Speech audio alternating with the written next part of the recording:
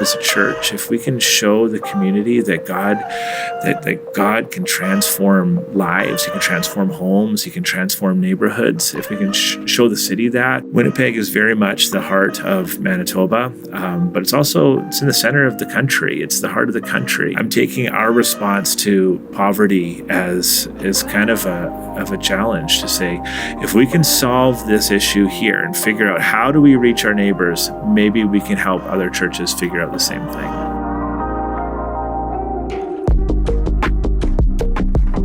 Well, brother, it's a joy to be with you. For those that don't know you very well, why don't you tell us a little bit about your family, the city that you found yourself in, and anything else that helps us know more about Adam Browett? Totally. Well, first of all, thanks for having me on here. Love the new name. Love what you guys are doing.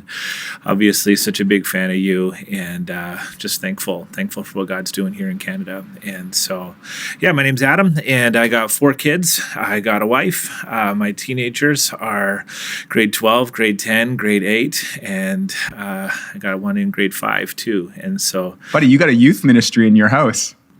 Bro, I got a youth ministry in my house. It's always a party. There's never food in my house anymore, and the struggle is real. But yeah, Shandy and I have been married for 20 years, and seems like just yesterday, she's my high school sweetheart. She's actually the one who led me to the Lord. I didn't grow up in a Christian home, and so tell me about that. I think that's yeah, we were in grade 11 English class, and love just started sparking, and so I saw her. I thought she would never want to date a guy like me, and tricked her, got her, and so it was a funny kind of season where I thought she was out of my league. Met her, chatted with her, didn't know she was a Christian at the time. In fact, she was more backslidden at the time, and then she gave her heart back to the Lord, and it was in that season where she kind of gave me this kind of I don't want to say ultimatum because it sounds a little harsh, but it was kind of that. It was like, hey, I'm going to be serious about my faith with Jesus, and I want you to be too. If this is going to work, like we need to actually walk this through. And so she invited me to church with her.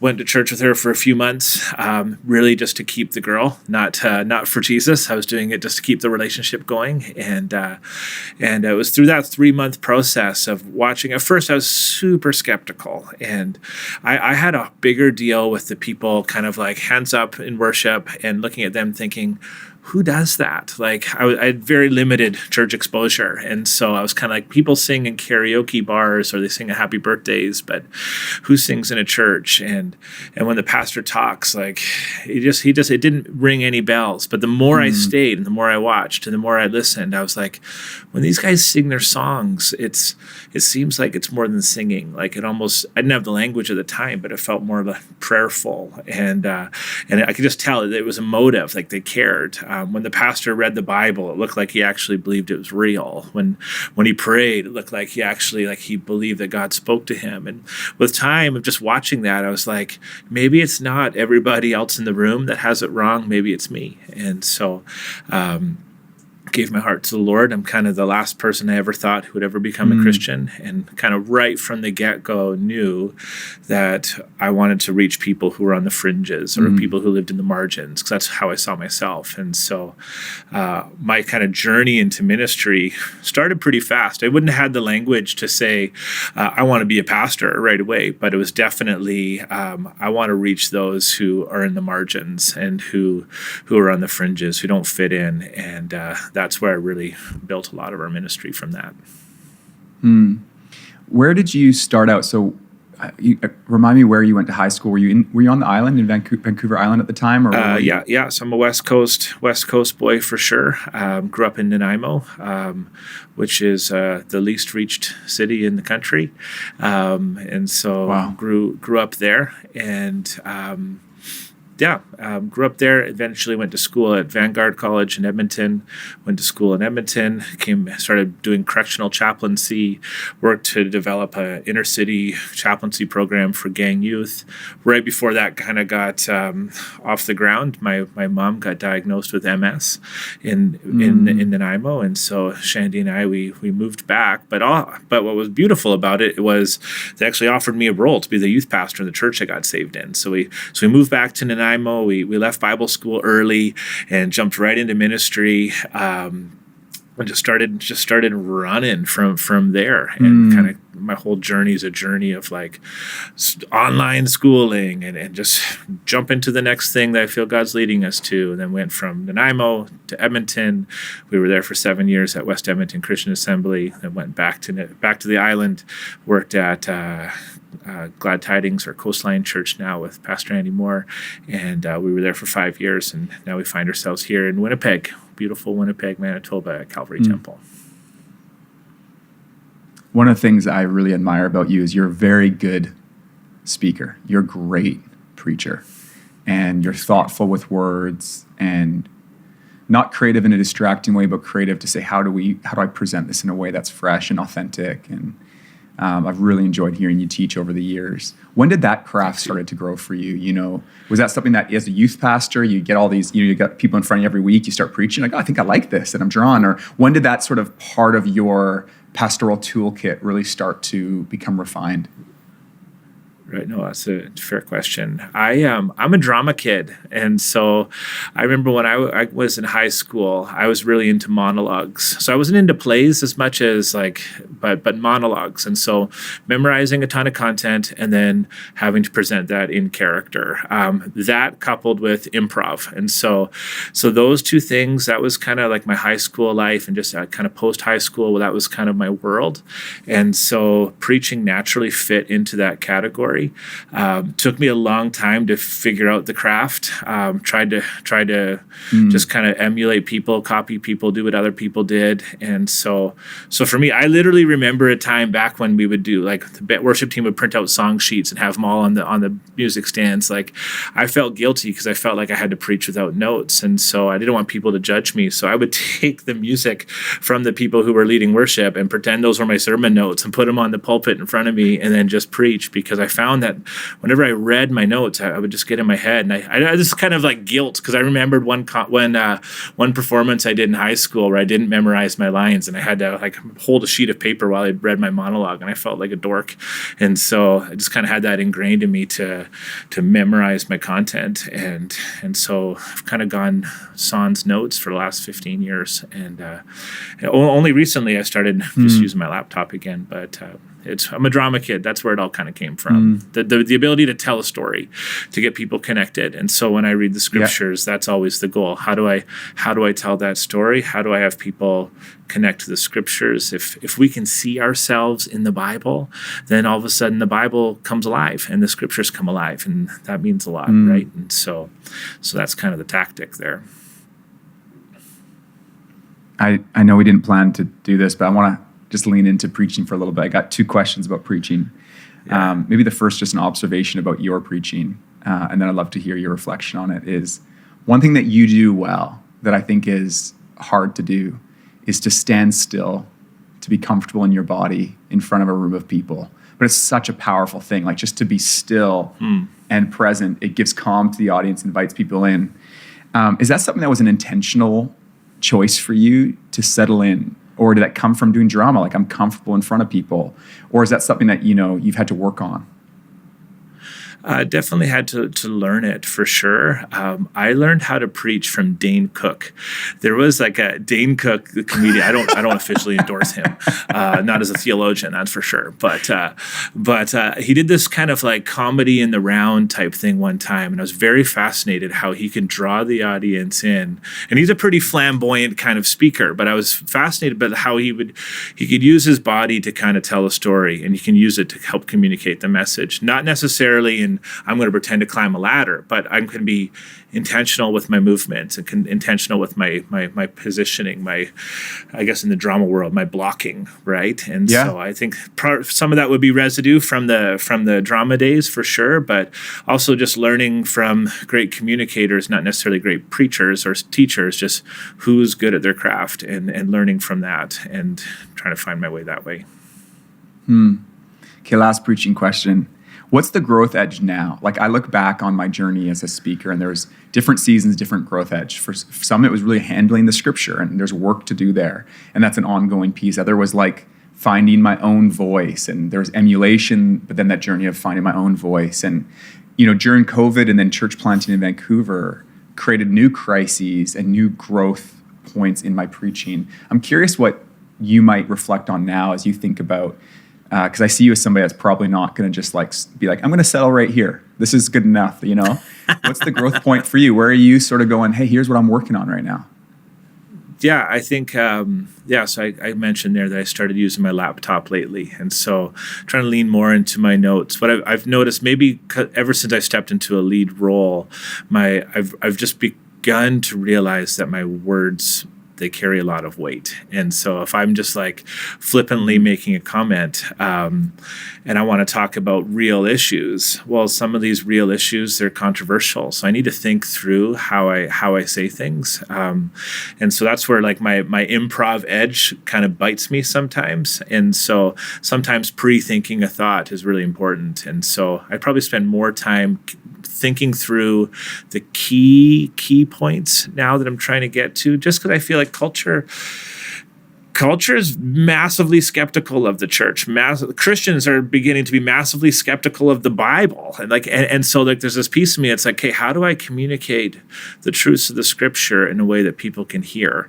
And I'm spending more time thinking about what I'm saying, whereas in my earlier years, I know I can draw you in. I can tell a good story, so I can draw you in, but I don't want to entertain you. I want to change you. I want to help you think differently. And so I can't always do that with a cute, some kind of slick illustration or some kind of cute body posture or using different levels in my voice. Like I can captivate you, but maybe I've stopped caring so much about captivating as much as realizing I need to captivate, but also inspire. And what am I inspiring? Like, how am I leading them? How am I discipling people? And I think maybe at this stage of my journey, I'm just thinking more through, it's not just about the moment, it's also about Monday and Tuesday. Did what I say matter beyond just, I was listening the whole time, but did what I say make sense?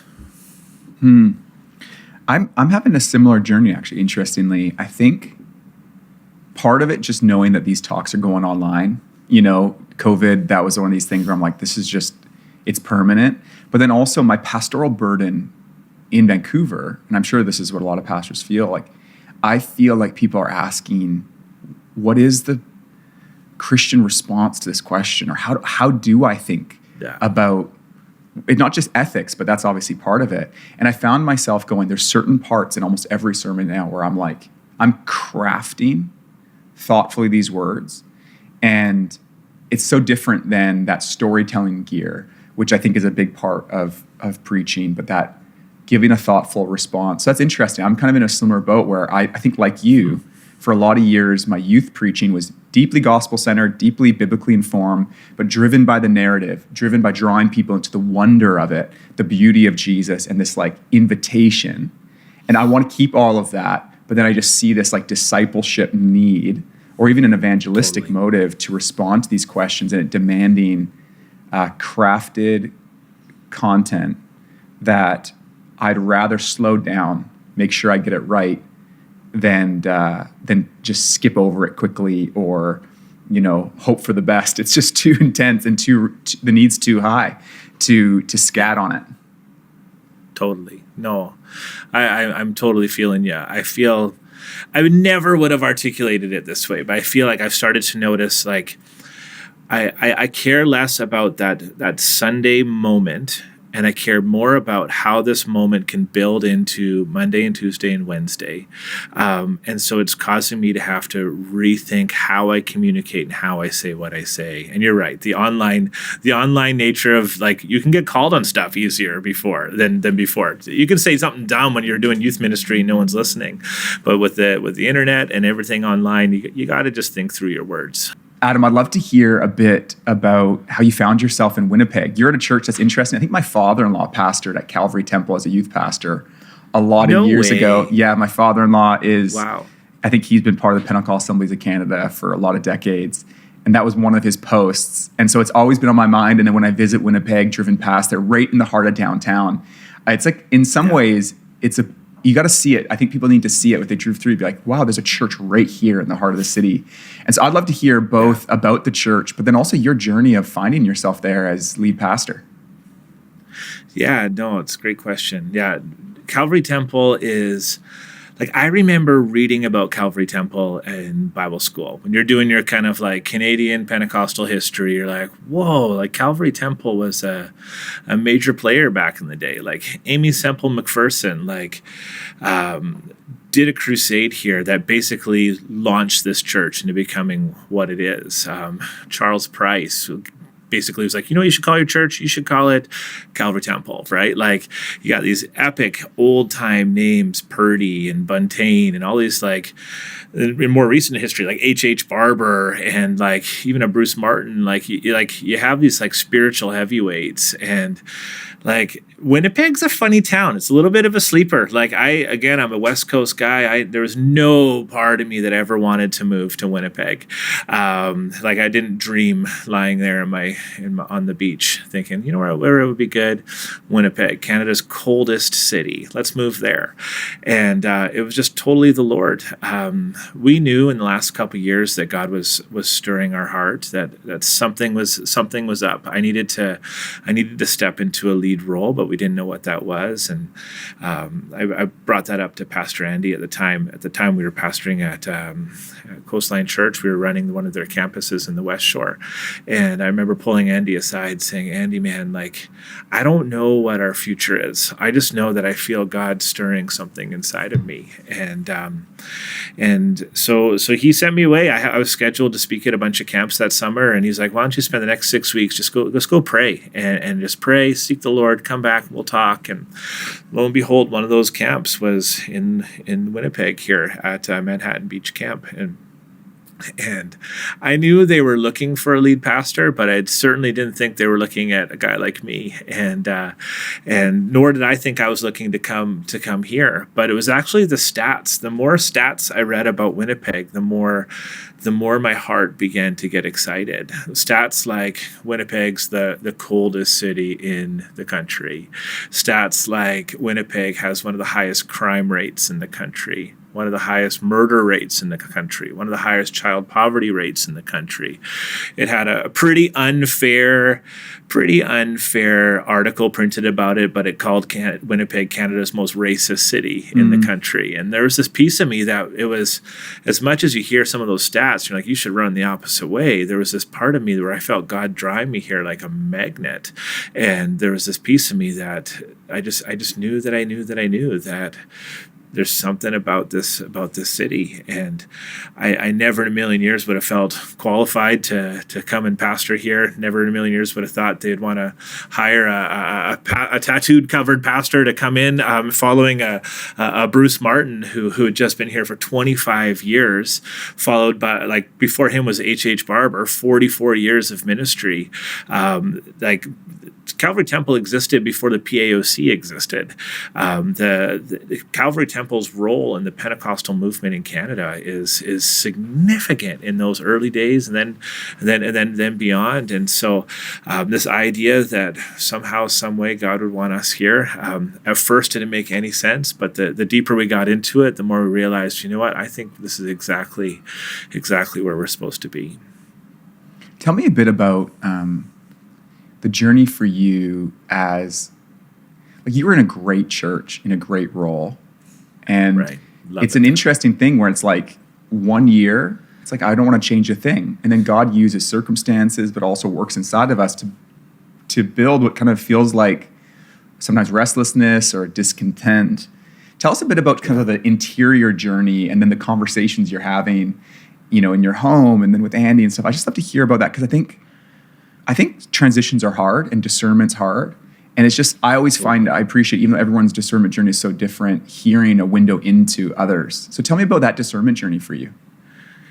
Yeah,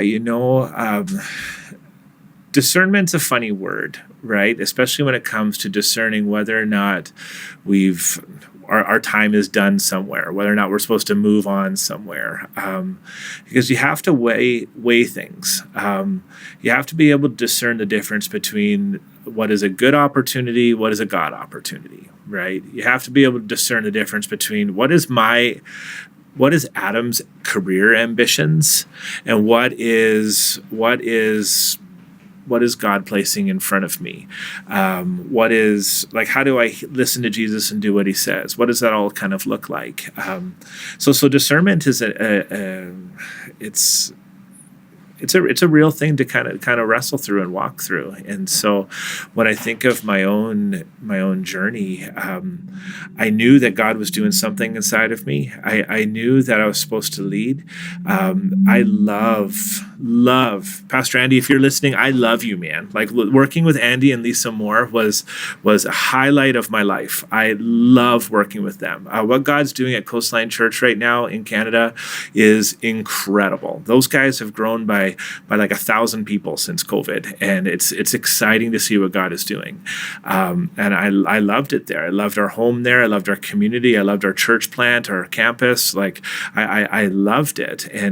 But even as much as I loved where I was, I knew that God was stirring something inside of us, and I was so comfortable where I was, and I began to feel the conviction that I was starting to choose me being comfortable serving with my friends, serving this place that I just love so much, and then seeing this great and epic kind of need out there where there's this church who's been looking for a pastor for 18 months, and in so many ways, I'm the right fit for what they're looking for. And so there was this piece of me that was just kind of like, hey, our family has a motto. It's listen to Jesus and do what he says. And it was kind of like, we feel that God is leading us, even though saying goodbye to people we love and a church we love is so difficult. We know it's for the right reason. And Calvary Temple has been so beautiful, like so good at just welcoming us, so good at giving us space to kind of learn and figure out where we're at. Again, as I mentioned, I'm pretty different from a Bruce Martin. And so, but we're so aligned in terms of our heart and who we are. And so it works. And so it's an exciting season, but that discerning process, it's different for everybody, but we have to be able to know the difference between what is my ambition, what's a good job, what's a good thing, because Calvary, like Coastline, was a great job. That was a great gig, great church, great city, great island, great weather, great food, great coffee, great everything, great fishing. Love that place. But God wasn't wanting us there. And on this side of heaven, I want to be where God wants me. And if that's in Winnipeg, Lord, help me fall in love with Winnipeg. And he certainly has done that. And so now it's like such an exciting place to be.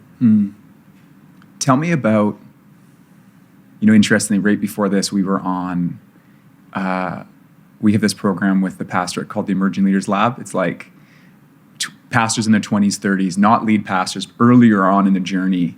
And they're asking such great questions, such an incredible crew. And we had a guest called Pete Hughes on, and we were talking about context and that really, like, how do you discern that, or how do you cultivate that part of ministry, which is listening to the neighborhood, listening to the place. And one of the things that came up is, like, context isn't just the city that you're reaching, it's also the people in the church that you're called to. And so I'd just love to hear for you about your discernment about, and maybe even just growing awareness of ministry opportunities, both to the city, those that might not connect with church, but also maybe start with the church that you were called into, multi-generational church, a history, a vision for the future, but a clear past that defines who they are in the present. I know that you probably came in with a lot of curiosity and, like, almost like a detective being like, I want to understand this place and this people. So just give us some of the plot points and some of what you're seeing and hearing about both the church you're in and then the opportunities to see the kingdom move forward in the city. Totally. It's short-sighted to assume that what worked at Coastline Church is going to work at Calvary Temple. Or what worked at West Edmonton Christian Assembly. Like, I remember thinking that what worked in Alberta is going to totally work in Victoria once I moved there. And it's different people, different contexts. That you have the city culture, but you have the church culture. And so similarly, when we moved from Victoria to here, the churches are very comparable in a lot of ways. They're long-lasting historic churches, but the makeup of the churches is very different. There's people of Manitoba. They're beautiful people. They're welcoming. They're friendly. Our license plates say "Friendly Manitoba." That is until you get behind the wheel. Then Manitobans are brutal.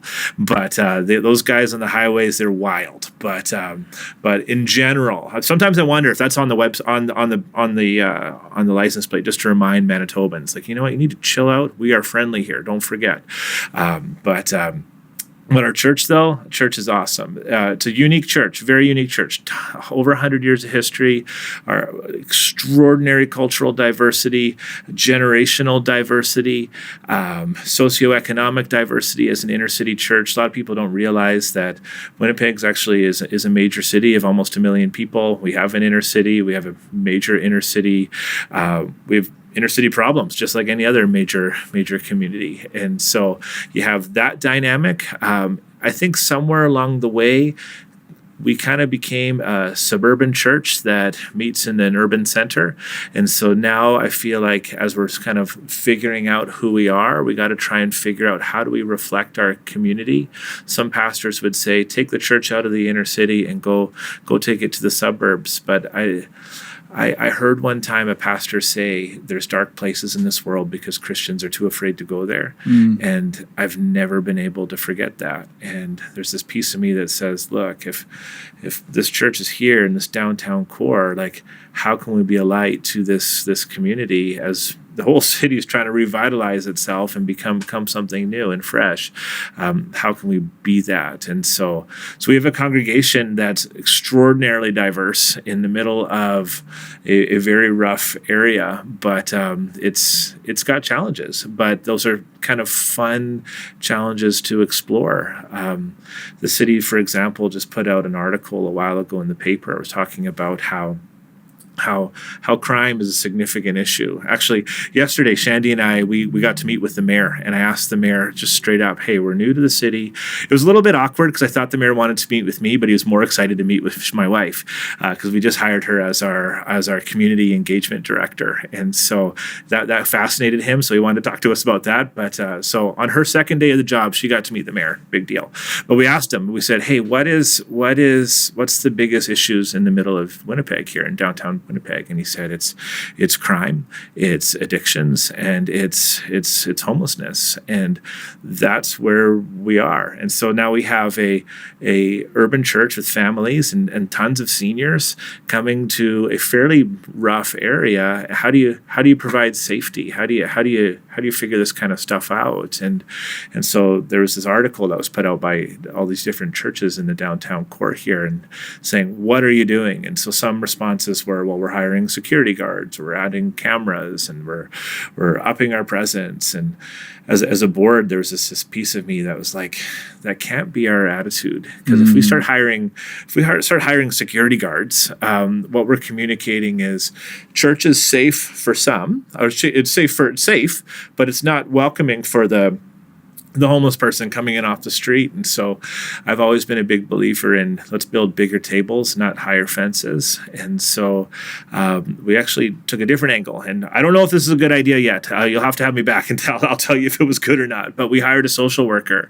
And so he works on Sunday mornings, and he just builds relationships with guys and connects with guys. And he works Sunday mornings and Tuesdays. And he's already, we piloted it over the summer, and we've had it's been an extraordinary impact in terms of our congregation feels safer.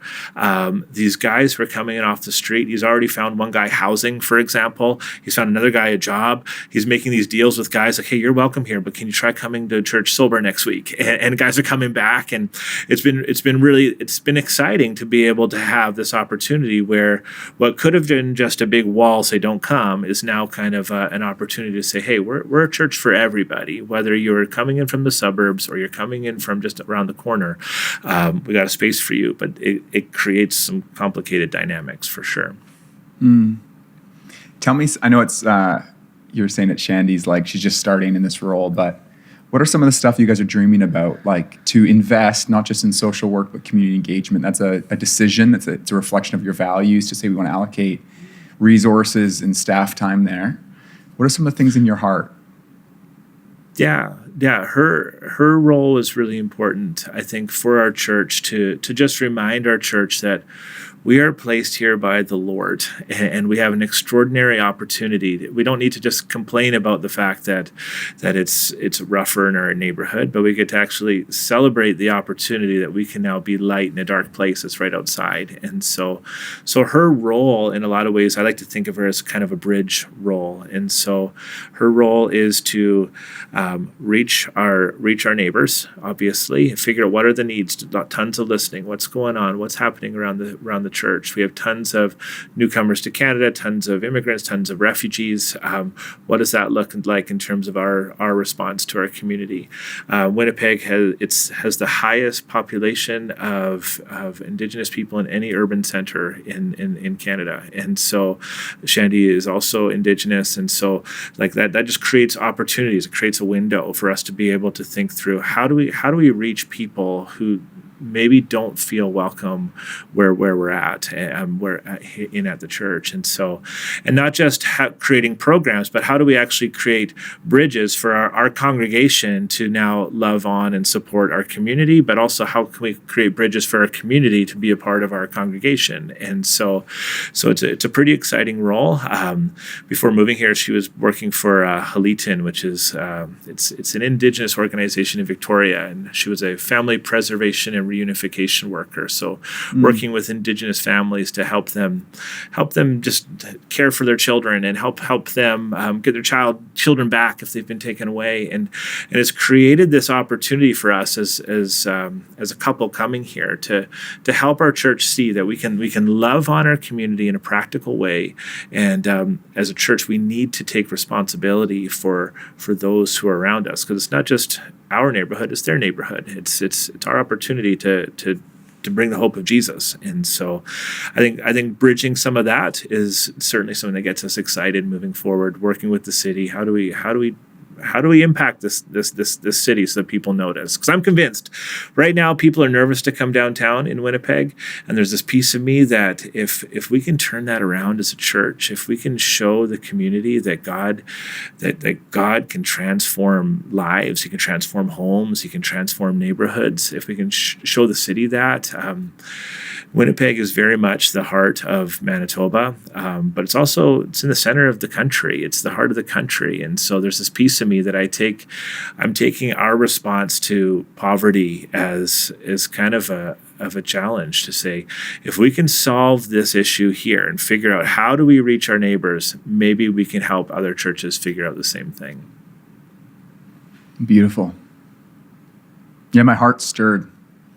Just chatting with you, and I love Canada so much, and I love the different cities in Canada, and I'm thinking about different friends and brothers and sisters who are pastoring in Winnipeg and in the cities around there, friends that you and I have in common and others, and just so thankful that you said yes, that you and your family said yes. I'm sure that was what was that decision like, discerning that with your kids? You know, they're in pretty critical ages, and you make a move like that.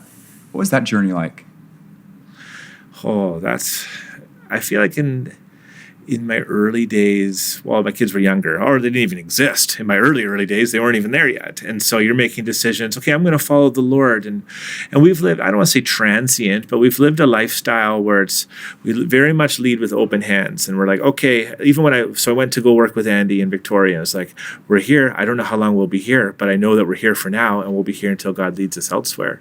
And so that's really easy to have that posture when you're not thinking through how this impacts your marriage, how this impacts your children, how this impacts your neighbors, your community, your friends. And so coming here with a bunch of teenagers, that was a big move for them. Again, Victoria Coastline, it's a great church, great place. And just as much as God was calling Adam here, we believe that God was calling the Browetts here. And so that was a big part of our language and a big part of our philosophy as a family. It's like, okay, Bronwyn, like, why did God bring you here? Now you're in grade 12, you're in Winnipeg, you're going to graduate in a city that you never thought you would ever live in.